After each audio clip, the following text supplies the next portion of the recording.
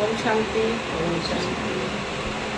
বাবা বলছে বিশ্ব একটা পরিবার, বিশ্ব একটা পরিবার, কারণ বিশ্বের মালিক একজন, সে হচ্ছে শিব বাবা। আমরা সবাই শিবকে বাবা বলি। আমি বাবা বলছি, আমার বাবাও শিবকে বাবা বলছে, আমার সন্তানও শিবকে বাবা বলছে। কারণ শিবের থেকে আমরা আত্মারূপী শক্তিকে ধারণ করে আছি।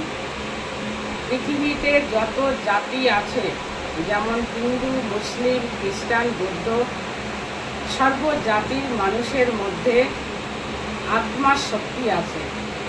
এই শক্তি আমাদের সবার মধ্যে একজনই দিয়েছে, সে আমাদের আসল বাবা। শরীরধারী বাবা তো হাত ছেড়ে দিয়ে চলে যায়, কিন্তু শিব বাবা আমাদের হাত কখনোই ছাড়ে না। আত্মার সাথে পরমাত্মার কানেকশন সর্বদা থাকে।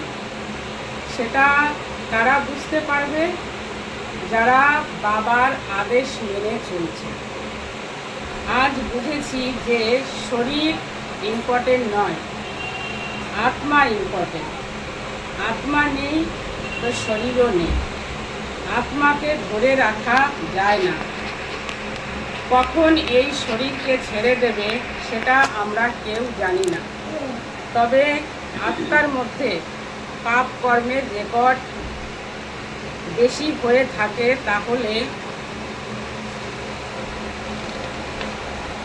তাহলে সেই আত্মা একটু ভুগে মরবে।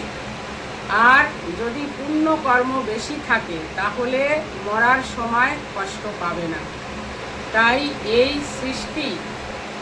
সৃষ্টির শেষ সময় এসে গেছে। এই সময়ে শুধু বাবা বাবা করার সময়। কে কি বলছে, কে কি করছে সেদিকে ধ্যান দেওয়ার সময় এখন নয়। কারণ বিশ্ব একটা পরিবার। একটা ভাবলে কারুর উপর রাগ আসবে না। যেমন লৌকিক জগতে একটা পরিবারের 5টা ভাই হয়। 5টা ভাই কিন্তু একরকম হয় না। কোনোটা পাগল হয়, কোনোটা বোকা হয়, কোনোটা হিংসুটে হয়, কোনোটা বুদ্ধিমান হয়, কোনোটা পরোপকারী হয়। তাহলে এই ভাইগুলোকে ভাই বলে মানতেই হবে।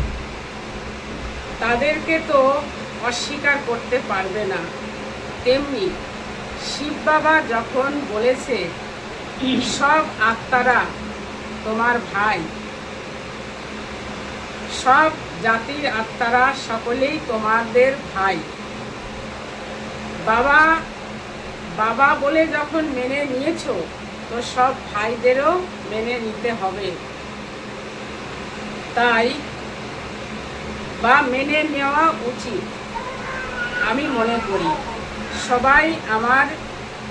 সবাই আমার মিঠা ভাই, মিঠা বহন, মিঠা সন্তান, আর আমার মিষ্টি পরিবার। ওম শান্তি। থ্যাংক ইউ বাবা।